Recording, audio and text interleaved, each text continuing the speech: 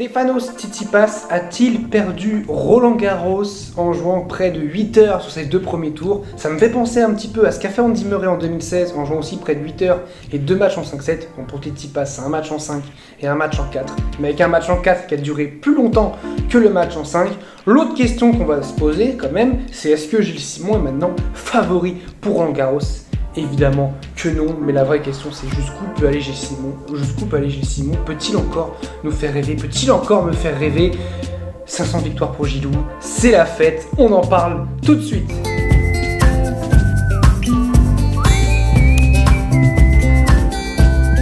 Salut à tous, j'espère que vous allez bien, je suis très heureux de vous retrouver pour cette nouvelle vidéo et encore une fois, j'ai vibré aujourd'hui, on a vraiment un Roland-Garros de dingue. C'est que le 5e jour, j'ai l'impression que ça fait 15 jours qu'on a des matchs de malades. Franchement, on peut vibrer, on vibre. On a vraiment que des matchs, que des matchs de mammouth, que des matchs en plus incroyables. J'ai l'impression que Roland-Garros a vraiment commencé sur le match de Joe Tsonga. Le Roland-Garros a commencé à ce moment-là. Et à partir de là, c'est devenu un petit peu que des matchs de malades, même pour des Zverev, même pour des Tsitsipas, que des matchs de mutants. Donc merci Joe-Wilfried Tsonga, c'est grâce à toi qu'on a des matchs de ouf. Depuis ton match, il y a une sorte d'émulation, notamment pour les Français et les Françaises aussi, qui depuis sont transcendés par Joe Tsonga.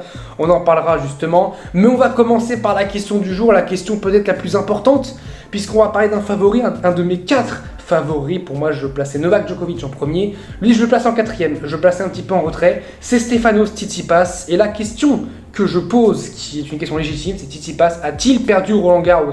À défaut d'avoir gagné son match, a-t-il hypothéqué toutes ses chances de remporter Roland-Garros? C'est une question très importante. En remportant 4 manches le match face à Kolar, je ne dirais pas son prénom par respect pour le joueur, je dirais Zdenek comme ça, Zdenek Kolar, en 4 manches, victoire en 4 manches avec notamment 3 tie-breaks, et puis 3 tie-breaks où sur les 3, il y a des balles de 7 pour Kolar. Bon, il y en a un où il remporte le tie-break, il a 2 balles de 7 dans le deuxième set au tie-break et 2 balles de 7 juste avant le tie-break à 6-5 pour lui.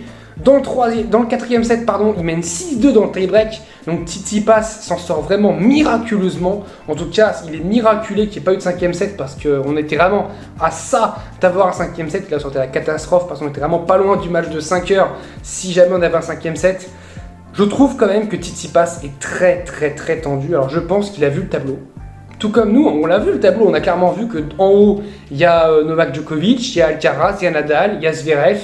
Et en bas, il y a Medvedev, il y a Rublev, il y a Casper Ruud, qui est quand même solide sur terre, et il y a Tsitsipas. Logiquement, sur ces 4-là, Tsitsipas est largement au-dessus. Tsitsipas, logiquement, est au-dessus pour cette partie de tableau, mais est-ce qu'il ne se met pas cette sorte de pression en se disant c'est bon, je suis favori par rapport aux autres, il faut que je leur envoie un message? Et là, c'est clairement pas des signaux positifs qu'il envoie. Il est très tendu sur le court, il joue vraiment mal. Il a intérêt à vite regresser la barre, et ce qui me fait peur, c'est que son prochain tour, c'est quand même face à Mikael Ymer. Et franchement, Ymer, c'est un gars qui joue, qui ramène la balle, et ça peut encore durer. S'il n'arrive pas à cadenasser le match en 3-7, ça peut durer très longtemps encore ce match face à Ymer. Franchement, le tableau de Tsitsipas sur le papier est facile entre guillemets. Il n'y a pas de match facile, mais sur le papier il est plutôt facile. Mais il a quand même des joueurs qui combattent, qui vont au combat. On a le premier match face à Musetti, c'est un joueur qui y va. Kolar, on l'a vu, c'est un joueur qui a été au combat, qui a pas lâché, qui a continué jusqu'au bout. Ymer, c'est pareil, c'est un guerrier, c'est un battant. Le gars, c'est un Suédois, il se bat sur tous les points. Derrière, ça peut être Holger Rune ou Gaston. Quoi qu'il arrive, ce sera un combat physique. Parce que si c'est contre Holger Rune, il va lui mettre le combat physique, il va le faire jouer, il va tout ramener. Et si c'est Gaston, il va lui faire des amortis, course vers l'avant. Donc physiquement, le tableau de Tsitsipas, quand on le regarde vraiment en profondeur, il n'est pas si simple qu'il en a l'air. Mais en plus, avec le niveau qu'il propose, moi je suis quand même inquiet pour Tsitsipas. Ça me fait penser vraiment à Murray en 2016, quand il fait 5-7 contre Stepanek, où il revient de 2-7 à 0, comme Tsitsipas, et il fait 5-7 contre Mathias Burg. Derrière, il arrive en finale quand même, mais il est cramé. En finale, il est cramé contre Djokovic. Il fait un premier set de mutant, mais derrière, il peut pas. Je crois qu'il prend 2-2 et 4, un truc comme ça. Il se fait écraser par Djokovic, je crois, les 3 dernières manches. Et j'ai peur que Tsitsipas, ça arrive aussi. Surtout que là, il est qu'au 3e tour. Il y a encore beaucoup de matchs à gagner, ne serait-ce qu'avant d'aller en finale. Donc, Et puis l'objectif, c'est pas d'aller en finale pour Tsitsipas, hein. Clairement, vous lui dites est-ce que si tu vas en finale à Roland Garros, tu signes? Il dit non. Clairement, lui, ce qu'il veut, c'est gagner Roland Garros, remporter un grand chelem, surtout qu'il a très envie de remporter un grand chelem. Il a très envie que son père aussi, je pense qu'il a très envie de remporter un grand chelem. Donc ce sera affaire à suivre. Affaire à suivre, je tenais à poser la question. Pour moi, Tsitsipas a perdu Roland Garros sur ses 2 premiers matchs. Voilà. Parce que comme c'est Mauresmo d'ailleurs qui avait dit ça aussi, qui est la directrice de Roland Garros, qui avait dit on ne gagne pas un grand chelem sur la première semaine, mais on peut le perdre. C'est une phrase philosophique, très intelligente, mais qui prend tout son sens quand on voit les premiers tours de Tsitsipas et en comparaison les premiers tours de Nadal et de Djokovic. Je mets Alcaraz à part parce qu'il a fait aussi un match de dingue contre Alcaraz.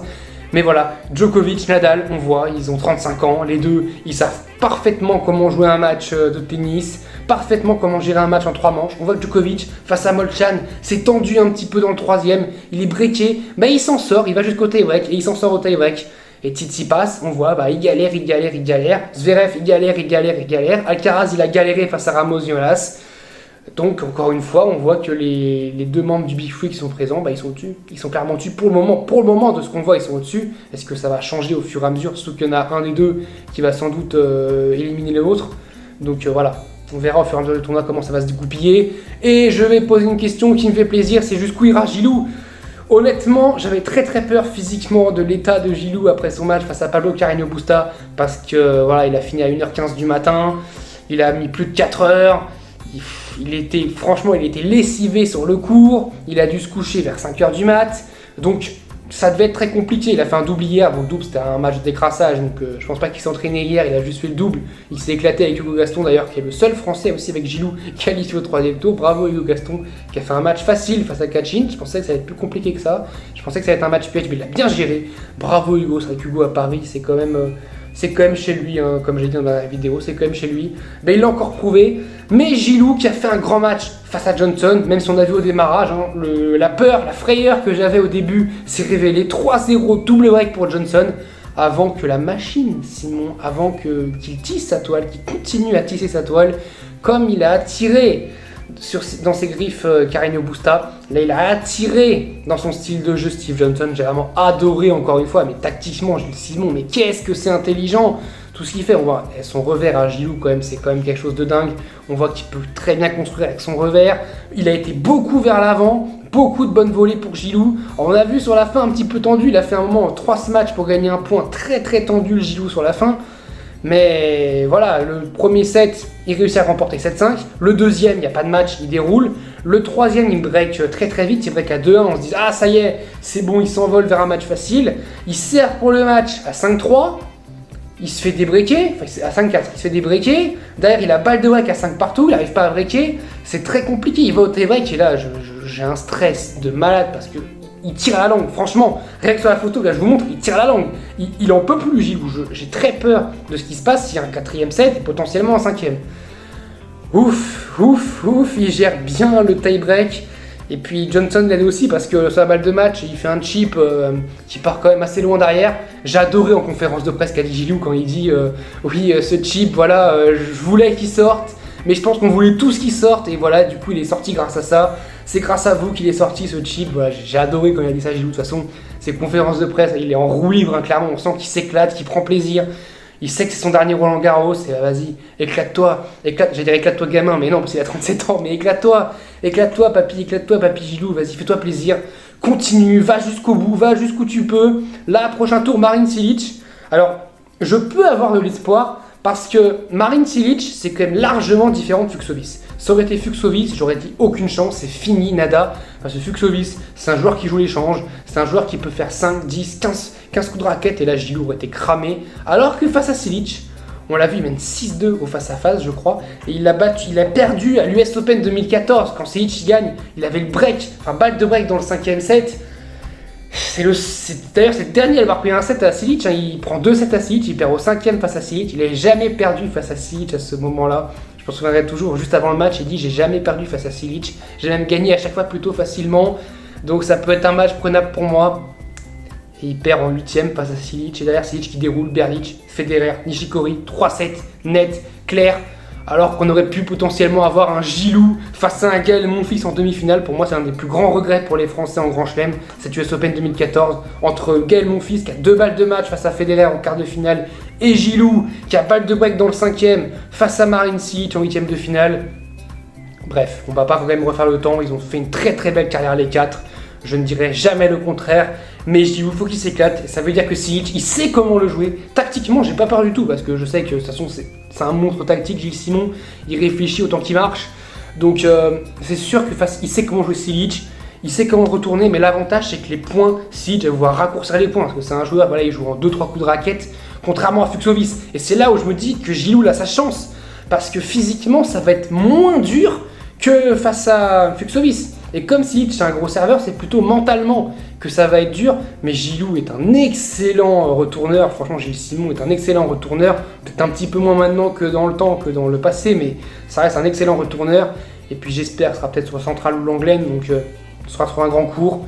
Cilic, on sait que des fois quand même, il a un petit peu la gnognotte pour finir les matchs. On l'a vu notamment face à Roger Federer à Wimbledon 2016. Il y a aussi d'autres matchs évidemment où il choke, mais voilà, Cilic, on sait qu'il est capable d'avoir ça. Donc moi j'ai quand même de l'espoir pour Gilou. S'il est bien, je pense pas qu'il sera bien physiquement, il va tirer la langue, mais s'il arrive encore à avoir un petit peu de jus physiquement et à tisser sa toile, moi je dis pourquoi pas taper Cilic. En tout cas, même s'il perd au 3e tour, c'est que du bonus. La pression est sur Marine très clairement parce que Cilic il sait que s'il perd face à Gilou, c'est une contre-perte pour lui. Alors que si Gilou il gagne, bah là c'est allez hop, c'est la fête, il part en 8e, Gilles Simon en 8e de finale, le truc impensable en début de tournoi, en ayant quand même sur le parcours Carreño Busta, bon, Johnson, sur terre battue, c'est pas fou, mais quand même l'enchaînement Carreño Busta, Steve Johnson, sachant que Gilou n'avait pas gagné un match depuis 50 ans, même lui il le dit, hein, il dit quand il avait dit après avoir battu Carreño Busta, j'ai pas gagné un match depuis 3 ans, mais là je joue à ce niveau-là. Il dit c'est comme Joe, il a pas gagné un match depuis 3 ans, et là il joue à un niveau énorme face à Rude. Voilà, on sent qu'ils sont super potes, les 4, ils sont vraiment soudés. Il l'a dit dans son bouquin, Gilles Simon, que j'ai lu, il le dit, les 4 sont vraiment soudés, et puis voilà. Il n'y a pas de concurrence entre les 4. Les 4 s'adorent. Gasquet, Simon, Monfils, Tsonga, ils s'adorent. Et on espère que on espère pour Gasquet et Monfils qu'ils aillent le plus loin possible. Gasquet qui a dit qu'il irait à Roland Garros en 2023. On espère aussi avoir un Gaël en forme qui se mise comme objectif Paris 2024. Donc on espère encore avoir ces deux-là en forme. Gilou sera jusqu'à la fin de l'année. On va essayer de pousser jusqu'à la fin de l'année pour Gilles Simon. Mais ça y est, il a atteint ses 500 victoires enfin. Moi, c'est pour ça que je me disais, je pense qu'il veut prendre sa retraite à la fin de l'année pour avoir une chance d'avoir ses 500 victoires. Et il le fait. Incroyable, 500 victoires pour Gilou. Cercle très fermé quand même de 500 victoires. Cercle vraiment très fermé. Quand on parle de 500 victoires, c'est vraiment pas beaucoup de joueurs. Et Gilou en fait partie. Bravo mon Gilou. Continue comme ça. Maintenant, on va passer à une favorite, à Iga Swiatek. Il y a une question qui est peut-être une réponse aussi. Qui peut battre Swiatek? Est-ce que la réponse est déjà non? Peut-être. Enfin, ça risque, c'était tellement simple. 6-0, 6-2, mais ça en devient même presque facile. Premier tour, 6-2, 6-0. Là, 6-0, 6-2. Ça en devient presque facile pour Swiatek. Il n'y a rien à dire sur son match. Et clairement, vu le tableau qu'elle a, honnêtement, elle s'ouvre le tableau. Parce que Kovinic, je vois pas Kovinic aller taper Swiatek, franchement, aucune chance. Il y a Zeng qui a battu Alep. Donc Zeng qui joue à Cornet, justement, qui a battu Ostapenko. Ostapenko qui a fait n'importe quoi, elle a donné le match. Elle a tapé. Premier set, c'est pas rentré, 6-0. Deuxième set, c'est rentré, 6-1. Troisième set, c'est rentré partiellement, 6-3 pour Cornet. Voilà.